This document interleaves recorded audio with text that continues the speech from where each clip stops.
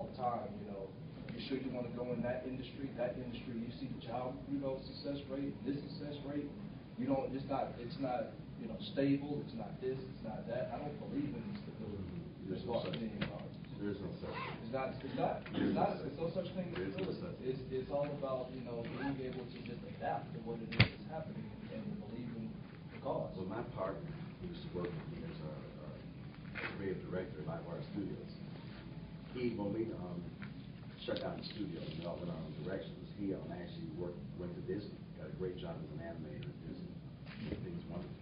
And then all of a sudden, like you say, awesome job. Here comes corporate. Corporate loves to do that to you. Loves to pull the rug. I don't care how good it gets, they pull the rug.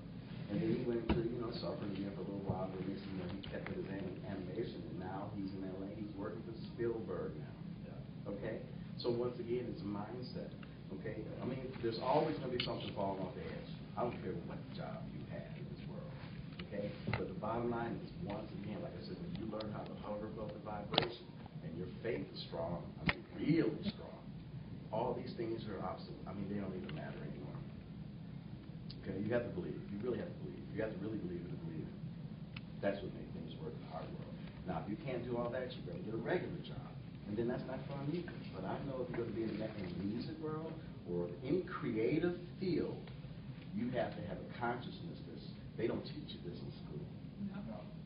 And that's also another thing they don't teach in school, too, after being in there for 4 years. I've actually been blessed to have teachers who give some information about the legal aspects of art, but that class is a serious class. Like, my intention is to, if I can find the money to do it, I plan on showing up myself personally, because that's a very serious class. They do not teach you anything legal in school about the art world and what you need to know about that. But you've got to know it, though, because, again, I've known people, not just my own colleagues as far as graduates and students and stuff who've gone out and we're looking for work and got screwed out of it because of some bad deal in the contract or something that was written in fine print that they didn't know, whatever the case might be.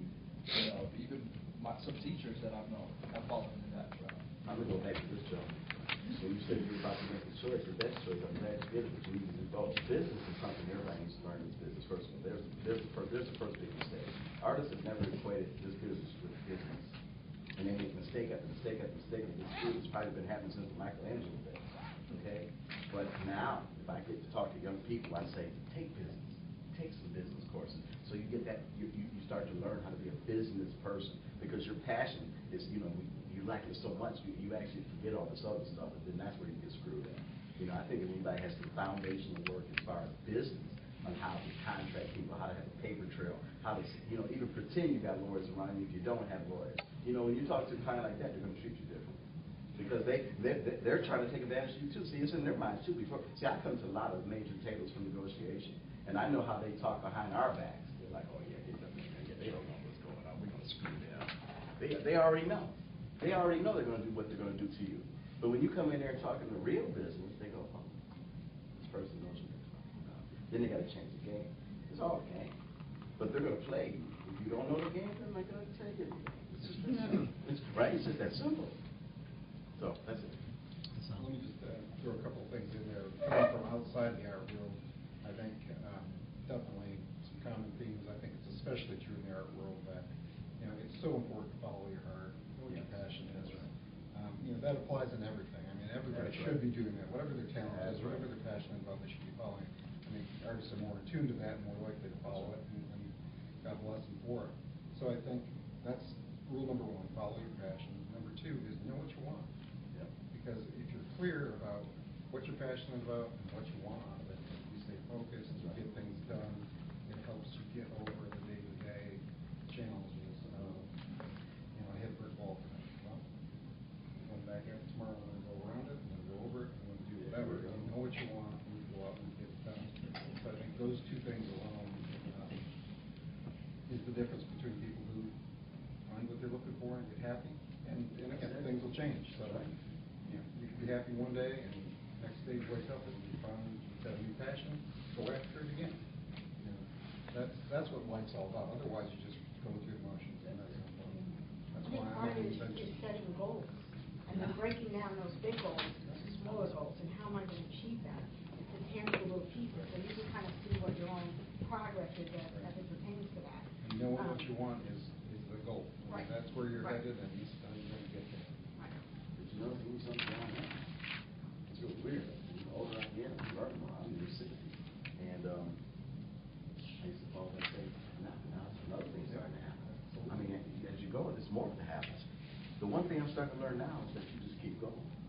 The goal doesn't really mean anything because there's forces out here in the universe that you think you got something, and all of a sudden it changes, and you have no control.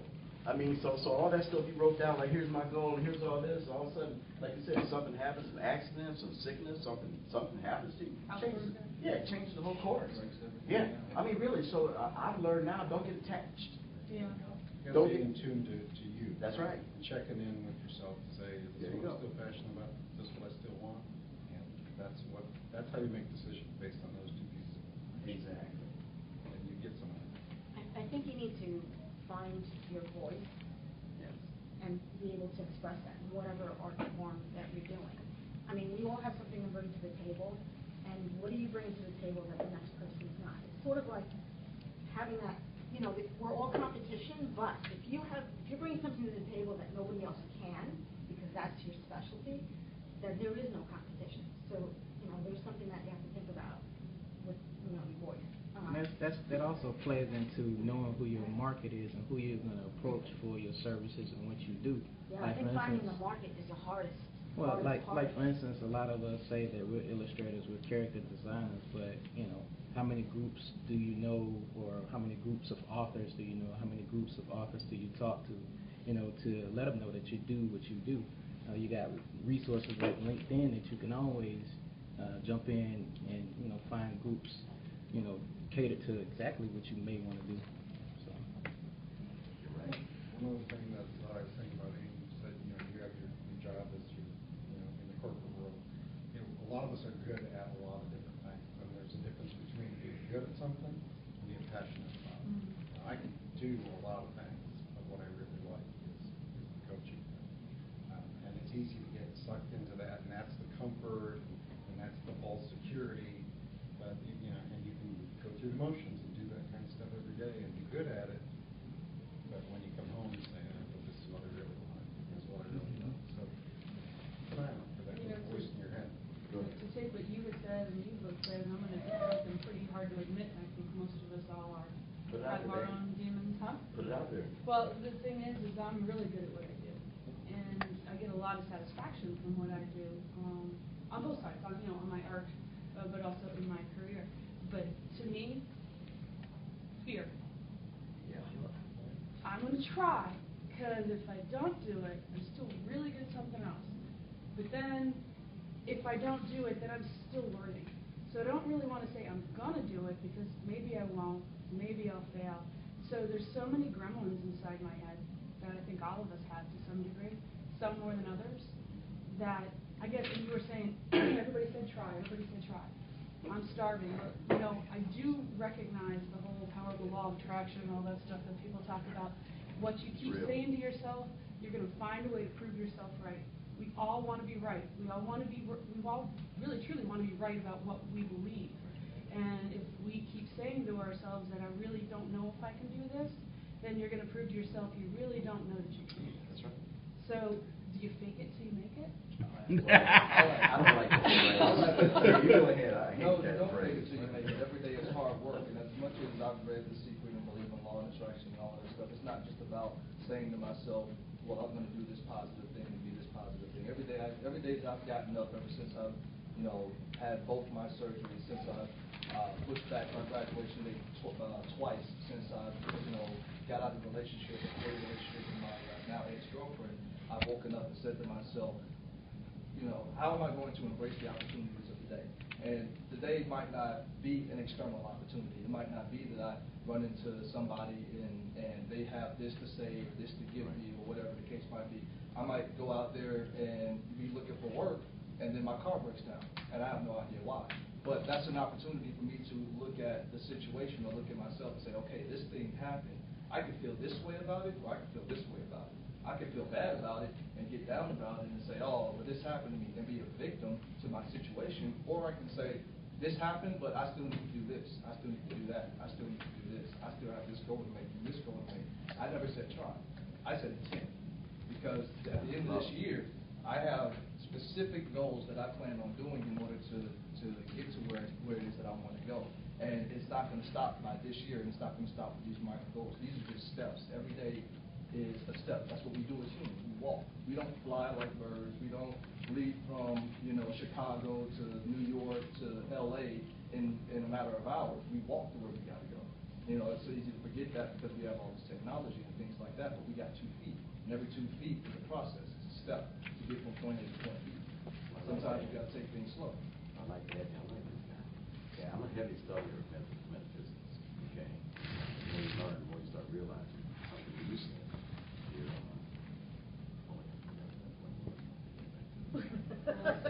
No. She said something. Oh no, the competition. That's another word I like. That wish they would abolish. Artists too many times feel they're in competition with each other. You're not. There's a place for everybody in this world. Right, we all have a uniqueness, and it's That's right. finding The system Right. makes us fight each other. Right. I'm not in competition with any of you. I'm very good at what I do, and I got mine placed.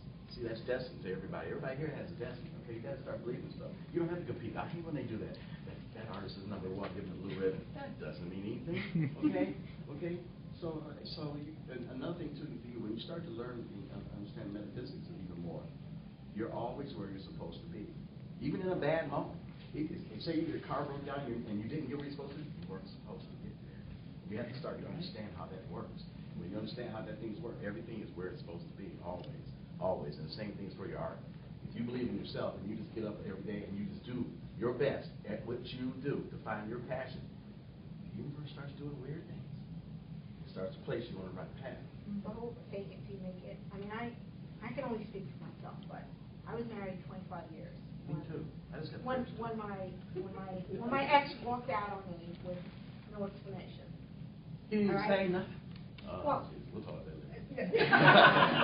it's a little complicated, but anyway. I'm sorry. The point is, my whole, and I was good at what I was doing too. And I found joy in what I was doing, and I was paid well. And we worked towards these things, the house, the Right. kids, the everything.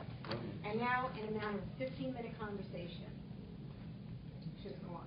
Yeah. Wow. Right? Yeah. And I had to really take a step back and think, my kids are grown. Do I really want to keep doing this and I'm not passionate about it? Like, what else do I have to lose? If everything that I worked Don't for. ask that. I'm just saying. You know what I'm saying? But really, that was my thought process, was like, wow, this.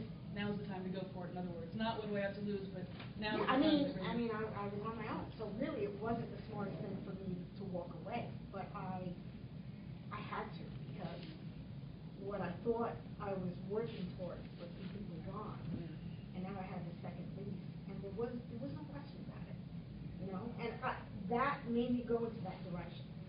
But my advice, if I could go back to when I was younger, I wish when I was in high school, my parents never encouraged me, like I said, oh, no, do business. And that's what I did, I did business, but it was only artistic. So I have those regrets that I have to live with, that now at this age, I'm starting completely over again, and it's just crazy. So if you guys can find that strength now, so that you don't have those regrets, those are some serious things you don't have to regret. And jump in, I'm not gonna say anything else, you guys take it, I'm not saying another word, I love talking about this stuff. First of all, you need to erase that too, no such thing as regrets. As soon as you start to find out there is no regret, throw it out. This is what happened yesterday, is gone. It's gone, period. It made me, who I am is because of everything that I've I been understand that. So, and that's just made me that much stronger, so I don't really look at it as, I don't look at it as regret. Well, you said the word, I'm only going with what you said. Yeah. No, but I just mean, like, I don't have a, like, I don't regret getting married, I don't regret any of my It's all steps, part of the because I journey. am right. So that's what I'm saying, you're where you're supposed to be. Yeah. I mean, I think once again, once you start to understand that you are this beautiful human being here and you're where you're supposed to be, and you get rid of the fear, the mind killer. Fear is the mind killer. And I'm scared. Yeah. Okay, but see, be careful how you say that, because if you say I am is the first two most powerful words in the I world. was at the time. Okay. okay, I'm just trying, it's not a personal attack, but I love No, my but art yeah, you're right. experience. The thing is what we say out That's loud to right. other people, not That's right. only are they gonna remember we said it out loud. That's right. But now our brain says, how can I prove myself right? That's How right. can I prove myself right? It's an energy. Yep. What you say is an energy. Yeah, once you say it, you've already manifested. There you go. Yep. And I am is the most powerful two words there is. Anything following the words I am, look out. Yeah. All right. And with that, I'm going to introduce myself. All right. We all know you, Mr. Daniel. I am Dan the Man. All right. I am an artist. I get paid to draw. And I'm glad Neil took the time to break down a few things, because it did start to feel like a support group, like a AA meeting. I was feeling that for a second. I was like, whoa, I almost felt like everybody had to stand up and say, yeah, my name is Dan the Man, I'm an artist. Hey Dan, I've been an artist for 65 days. And then, I'm a recovering artist. So I'm gonna get back to that, but so I'm glad that Neil sparked the point of your passion. And me as an artist, I've been an artist as far as I can remember, but I didn't know that was a term. I didn't know what art was. I didn't know that artists could get paid. I didn't know people could get paid to draw and be called an artist. I just drew. When I was a kid, I just drew, and I drew all the time. And as I got older, and other activities and interests took over as you grow into a teen and all those things, I kept on drawing. I took an art class in high school, the one only art class, and for one semester, and I hated it. I didn't like the teacher. I didn't like the stuff that were teaching us to draw. And in those days, I was very rebellious, so I only showed up for class once a week. And it was during those times when I got around to pastels and all the other art materials, but pencils is my love. Pencils is what I do. Pencils is what I like. And so all this time I've been drawing. I joined the Marine Corps. I didn't like that either, but I lived my life, and I came to Atlanta, and it was just I've been drawing tattoo designs for a long time, and a friend of mine once took me to a tattoo shop and said, "Here, you should go in there and show them your work." And I didn't know I was an artist. I didn't know. I knew that I wanted to be a comic book artist. I knew that I had characters and stories that I could tell, but I didn't know how to go about it. I didn't know where to go. I didn't know there were art schools. It just bugged out that people could teach you this stuff. But all along, what I did do was look up books, and this is before the internet, when you had to go to the library or purchase magazines. And I always looked up stuff, and I looked up at artists, comic book art, and characters, and the anatomy and muscle books, and I drew, and without knowing that I was practicing, without knowing that this is the part of the process, that you have to commit to it. And so I just did it. I got into that tattoo shop. I carried my artwork with me all the time because I like to draw. I really love to draw. So I always carried it with me. I always carried my books. I always carried a bag and with paper. And they loved my art, and they said, "Do you want to learn how to tattoo?" And I was like, "Yeah." Now this is, of course, 1995, and back then there was maybe 5 tattoo shops in all of Georgia. And now there's 5 tattoo shops in every neighborhood. And but they decided to teach me. And as time's gone on, I decided to pick up Photoshop and Illustrator on my own. I decided to learn how to paint. I decided to do certain things for myself because I saw other people, and to this day, I see artists who can create some amazing stuff. It's like, wait a minute, they have hands just like me. There are artists in this world who have no hands. That's right. And can knock out some nasty, hardcore art, and you're like, what the hell? And so if that person can do it, then so can I. And I've always felt that way. And maybe I do have a lot of confidence in myself, and I like to brag, but that's just the way that I have always been. And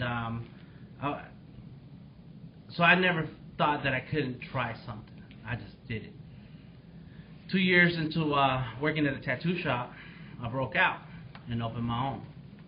You know, for the next 8 years, I owned up my own tattoo shop. I got tired, and there comes a time in anybody's career that you just kind of get burnt out of doing the same thing. And some of you are in that space now with the corporate world or with the job or something that's not fulfilling. You know, and art was not fulfilling to me anymore. But I was in the best state in my personal life and with the people around me, and I had to remove myself. But then it was during those times when I had to sit back, and even though I could do tattoos, I could paint, I could do illustration, graphic design, websites, and all this other stuff, I was so tired of all of it, and I said, wait a minute, I used to enjoy this. What happened? And I took a hard look at myself, and I said, where are my pencils? Where is my paper? You know, and see, what we have done, all of us in this room and many others like us who come and support businesses like this one where they sell art materials, what we have done is taken on a challenge, a path. There's nothing else out there like it. You know, we have to fight hard for the respect and professionalism in order to earn. Art is very subjective depending on the person who's looking at it. Art is crazy. The industry is nuts. So what you have done is told the world, I'm crazy, I'm nuts, and watch me go off on this crazy stuff. You know? And so all I know is that my path, I've always looked to other people to see what are they doing. What are they doing that I can do to help myself? And I've come across a lot of artists, and I've asked a lot of questions, and it's not always been friendly. There's not always been open to sharing, you know. So I say, okay, somehow, some way, there's a business here, and I learned to do tattoos, and I created a business. I made it. I learned a business, and I flourished in it. And I said, well, I come from a family of merchants. I know how to sell. My mother, my grandparents, they all sold. They all sold something. And I heard the talk. And for a while, I hustled so I know how to sell a whole bunch of other stuff too. And so you say, well, if I can convince you that this is what you need, and you can give me money for it, then let me sell the stuff that I like to do all day, every day. And that's the point where we have to get to. That's the point where you have to figure out what it is that you want. I want to draw. People come at me and say, Dan, you should put this on some shirts. And I think to myself, I'm not doing it. I draw. I'm not putting stuff on T-shirts. Not saying nothing bad about T-shirt printers, because I know plenty of them. But that's not what I do. I draw. Now, of course, 20 years ago when I was young, I was like, yeah, what do we got to do? And then you figure out that this business is huge. You're like, man, and you may lose money, or you may just do art that nobody pays you for. And after a while, you're like, wait a minute, I have to stay on my path, knowing what I want, and then follow that through. So that's where I come into what this is all about, the Blackwood Conversations, and why we're here. I'm at the point, like Neil, who's been around. Neil's much older than me, but we've been around in this path for a long ass time. I've been, he says 40 years. Mine is more like 20. All right, but I do say I'm like Neil in that we've been doing this for a long, long time, and I'm thankfully I have a wife who supports me, and we work together on my business. So I gotta give her props. But you have to take this so serious that you learn all you can to get where you want to get to, and use up all the tools you can possibly find to get to this. And that's why we're here, to share some of those tools, to show you some of those methods, some of the ways on what it is that you need to do to get yourself to that level. And you have to remember this one thing all the time, is that you didn't get into art because they said that you could get rich quick. All right? I don't know anybody who got rich quick. It's a battle, and you have to battle it yourself. Nobody can do it for you. You have to do it yourself. And so it's going to take time. It's going to take a lot of learning. It's going to take figuring things out for yourself. But eventually you get to that point where you can actually earn and make that your living. You have to start somewhere.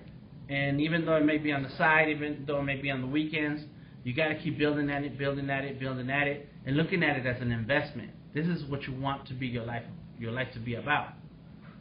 And eventually you get to the point where there's that tipping point where it's like where your art is bringing you enough money so that you don't have to have that job. The money that you make now covers the money that your job used to cover. Okay, fine. Now I'm done with that. Or leave it out, keep it to the side, or do that. Now you do that on the side. Like I only do engineering on the weekends. Sorry, man. That rocket ain't gonna get built, but on Sundays and Saturdays. That's crazy, right? But imagine that, right? So that's what we're looking for, and that's what you should want. But Neil's right. It starts with having that desire. And I get this all the time, and which is one of the reasons why we started the Black Book Conversations is that, hey Dan, how do I do this? Hey Dan, why don't you teach me? And I said, well, let me see your work. Oh well, I got some stuff I did when I was in high school, but you're 30 years old. How you say you're an artist and you haven't drawn since you got out of high school? Or they'll say, well, I tell them, I said, look, you need to come together. I'll meet with you and we'll discuss. Oh, but it's hard because I got to ride the bus. Oh, I live so and so. Oh, I can't do this. I can't do that. Well, what do you want me to do for you? I can't go pick you up at your house to help you with your career. No, come on. You have to want it more than anybody else. And when I was a kid, I told people, oh, I want to be a comic book artist. Everybody's like, man, you crazy. What is that? And we love comics and we like them, but you can't draw. I used to work out a long time ago, and me and this guy were like, yeah, we're gonna open a gym, and so I was like, yeah, I forgot what we were gonna call it. It'll come to me. And I did a logo, and I did a muscle guy like this, And so I showed it to him. I said, yeah, this is gonna be our logo. He said, yeah, we might get an artist to draw this. I'm like, what? What? I just felt like nobody could believe that I wanted to have, that I felt like I could achieve the talent necessary to succeed in the art thing. My mother used to tell me, and I love my mother, she used to tell me, quit wasting paper. And she didn't buy the paper. I stole it. So I was thinking to myself, how does that hurt you? But fine. She's looking at it as a waste of time. I was in the Marine Corps, and but then I kind of knew that there were people like companies like Marvel in DC who would hire artists to do their comics. And I would tell people, yeah, man, I'm gonna have my own comic book, and people would laugh at me, seriously. And I'm thinking, what is it? This thing that people have in their minds that what is an artist or to become an artist, and why can't they say that why can't they connect it and say, yeah, that guy could be an artist, And so I always felt like there was not the support, there was never the encouragement, So but that didn't ever stop me. So if I can get to somewhere where now I make it a living, and I didn't get the encouragement and I didn't get the advice, then all of you and many more other artists who come behind us will be able to get there because there are people and resources available. Because there's an internet where you can look up just about anything.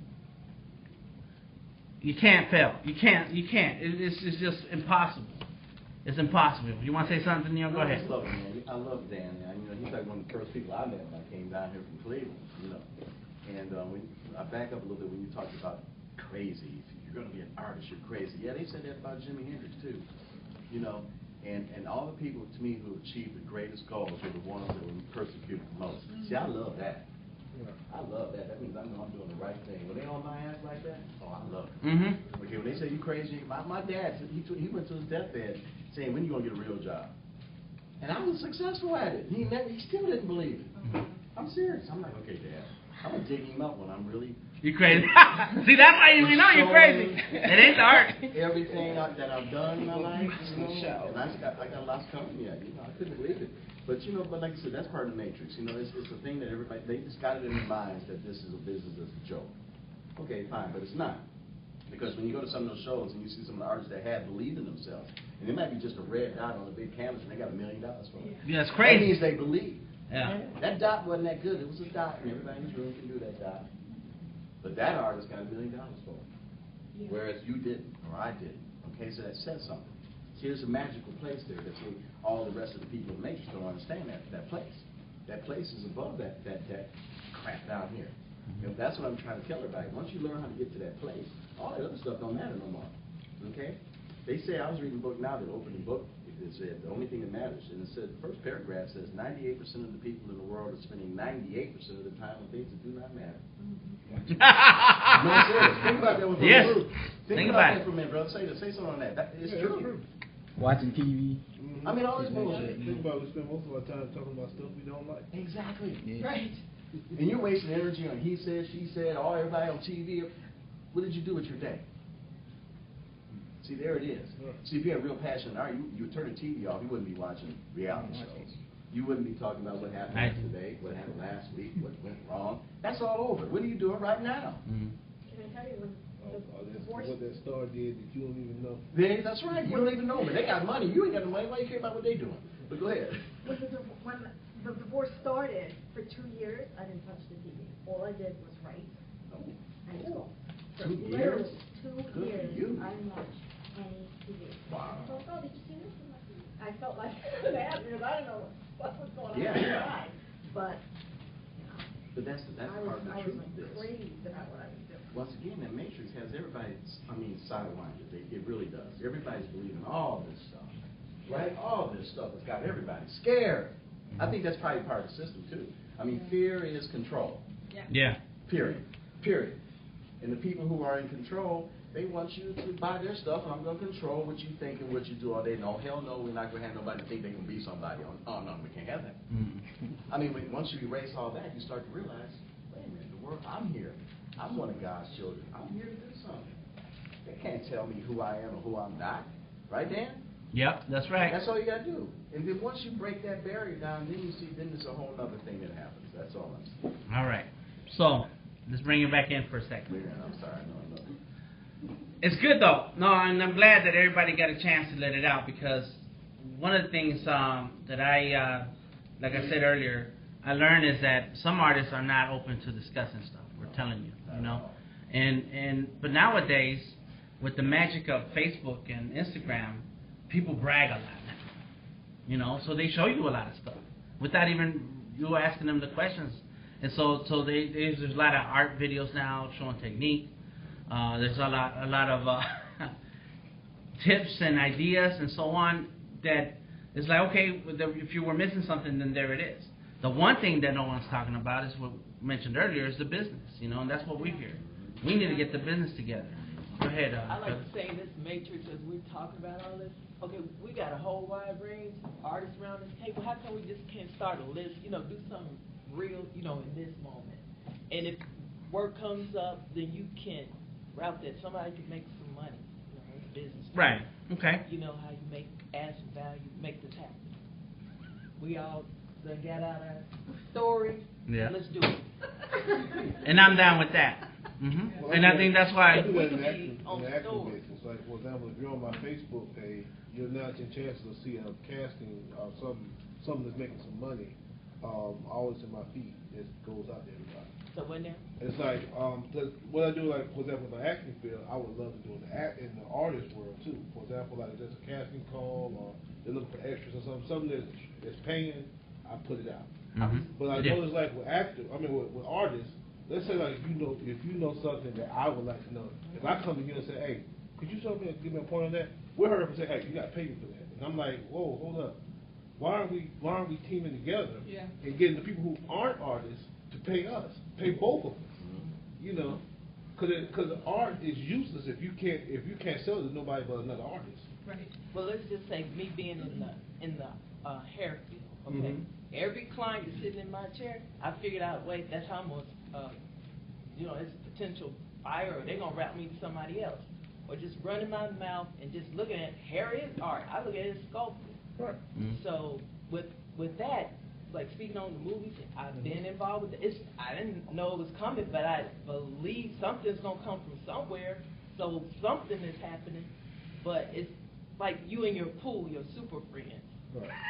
All right. Okay. So here's exactly, and that's why we're here, because of all that. All right. One of the things that we do on the website is make sure we have a lot of links to resources. And one of the things that Justin mentioned is, you know, if you're going to be a caricature artist, what caricature organizations are you involved in? You know, because those are the people who will know more about that business. And if you're dealing with our acting business and you have a lot of acting stuff out there on your page, and that's something that people need to know. So we try to, in the website, we try to put in a lot of resources, a lot of links to resources and things you can find on your own. All right, and everybody's going to have something that they want to see that's different or looking for information that's different. But one thing we're going to do throughout this year is focus on one subject at a time. See, today what I wanted is hear some of the needs that people have, some of the needs that artists have. What are you looking for? What information do you want to cover?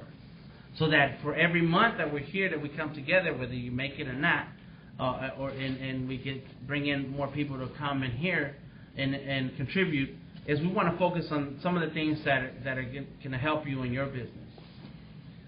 A few days ago, I talked to Korean about how to manage his customers when they're in person and they have a credit card, and how does he deal with that. You know, you have to be prepared to sell if that's the kind of artist that you are. If you just like to create and keep it in your house, and that's cool. But if you want to sell your art, if you want to be in the business, then we need to talk about the tools and resources on how to make that a business.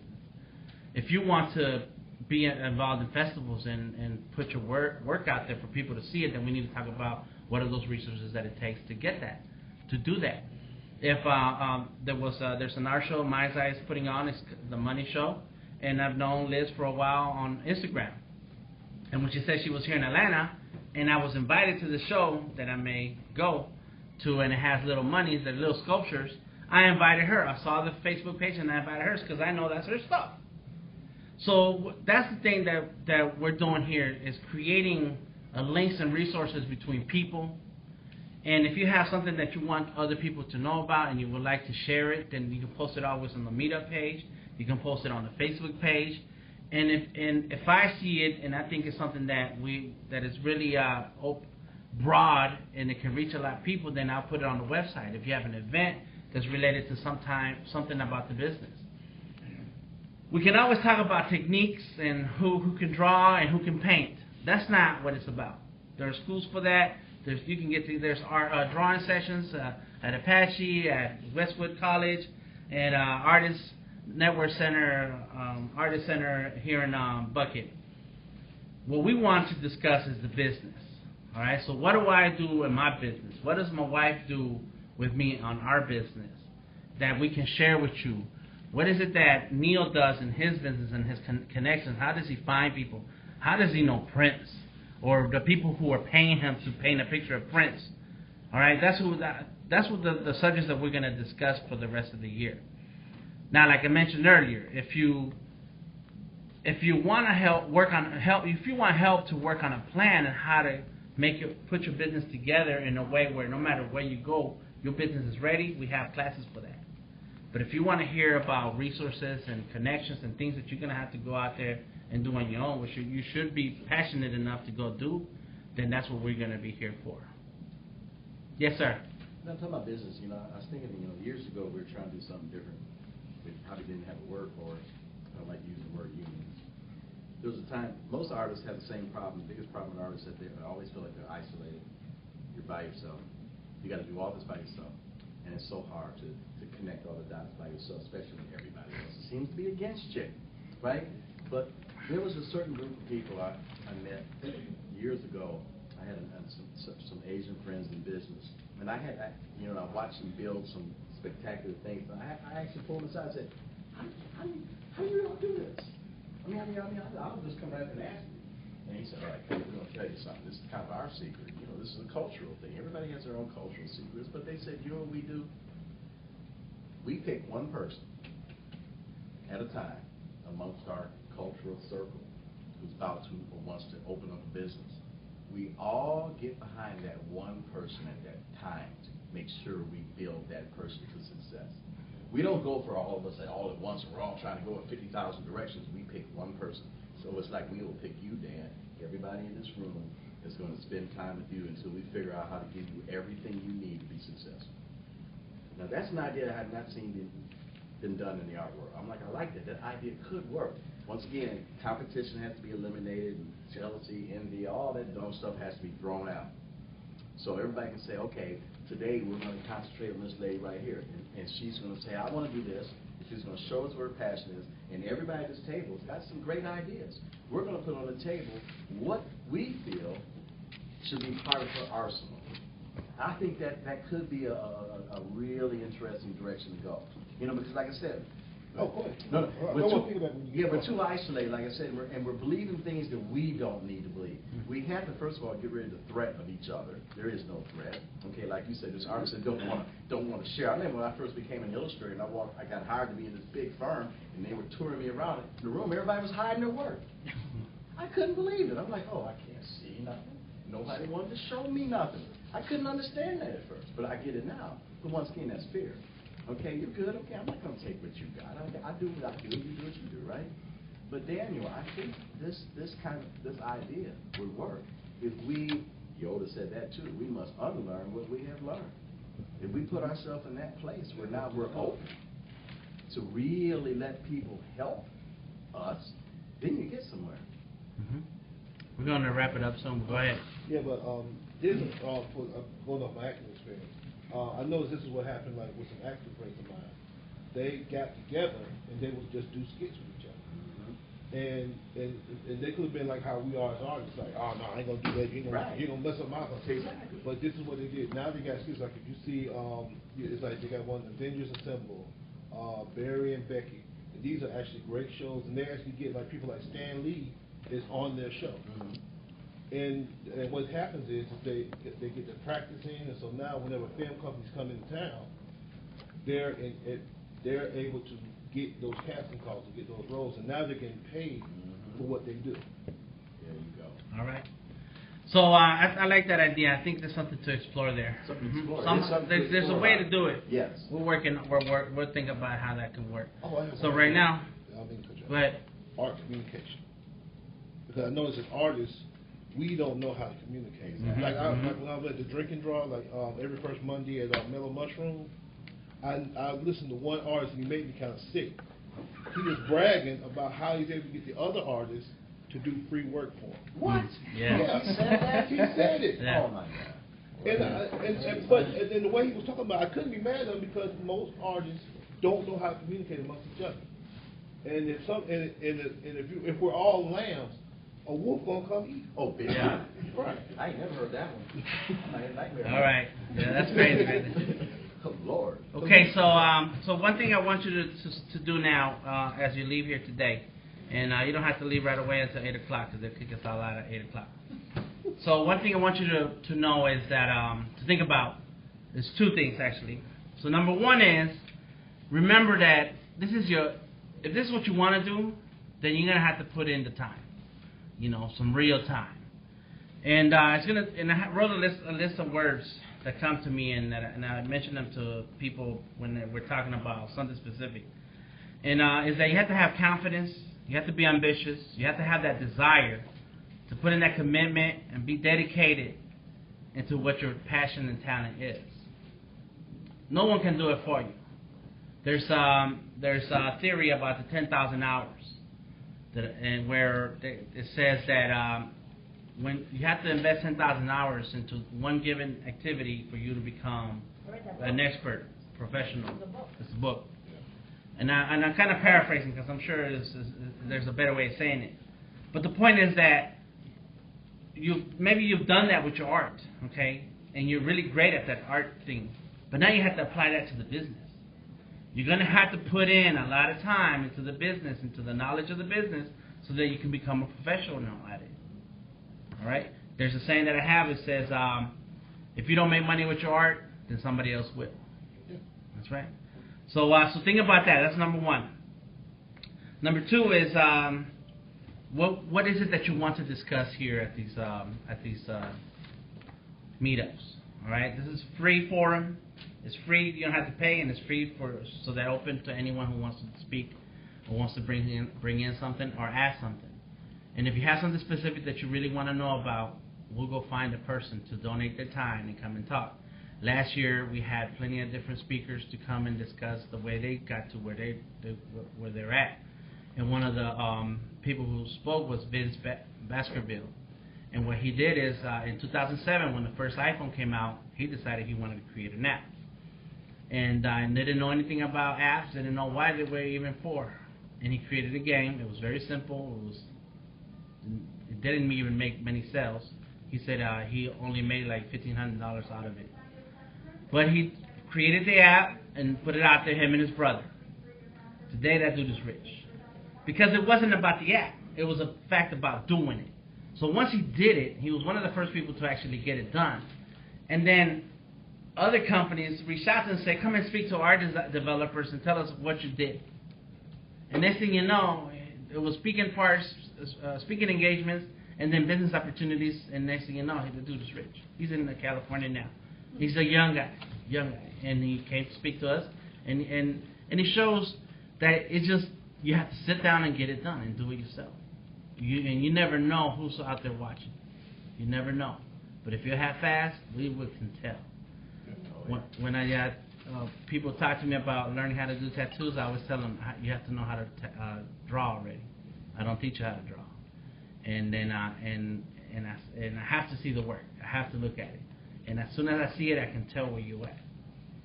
Because I've done it. I've done my work. So that's all. Think about what it is that you want to discuss. What are the things, some of the resources? What are some of the places that the people or subjects that you would like to hear about? And I'll go find them. And so you can send me an email through the website. You can tweet at me through Twitter, and hit me on Instagram, and whatever. Meetup, Facebook. There is no damn excuse. It's crazy. It's connected. If the NSA can find me, you can find me too. All right?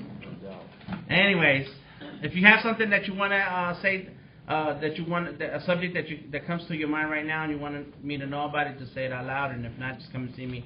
And in the meantime, check the website and stay tuned to all the other things that we're doing. All right? Yes, sir. Yeah. Hey, my name is Vinny Sherfield. I was invited by Neil. So sorry I got here late, but I just got to say I'm living out on the west side of Douglas County, man. It feels like Green Acres, land of the lost.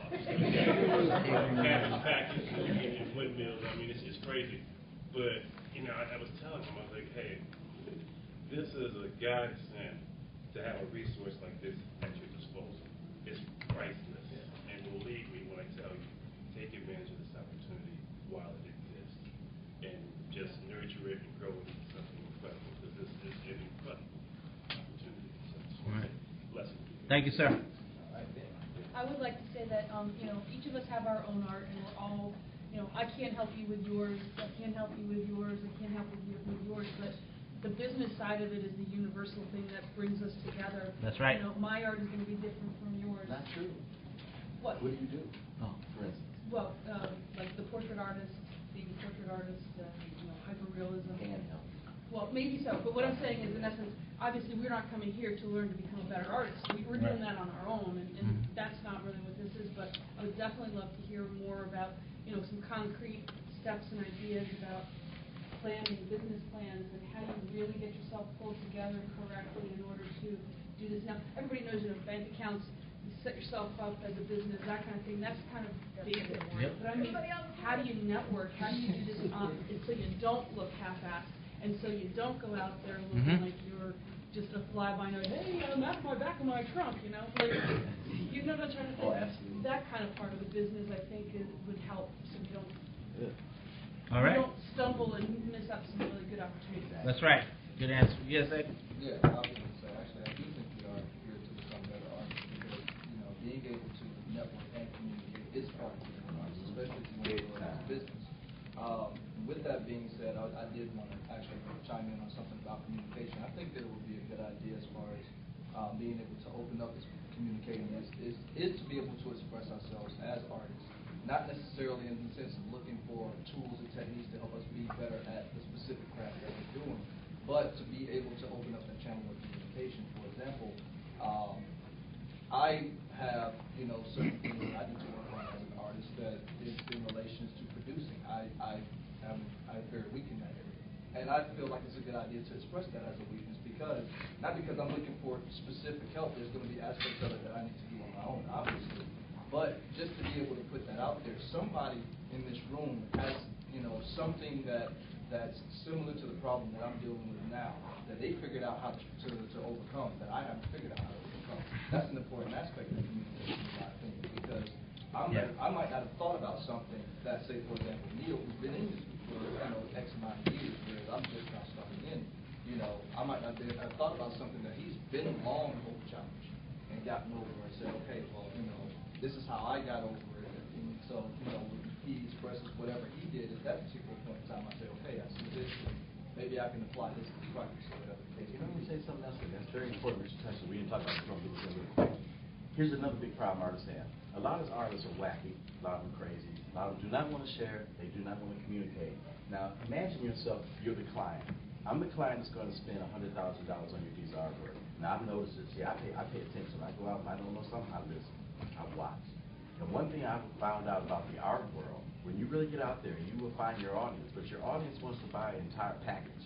That means they want to be able to tangibly touch you, talk to you, have a conversation with you, love your artwork. You can't get all weird with them. You start acting all weird. They like, It's branding. huh? It's branding. Exactly. That's right.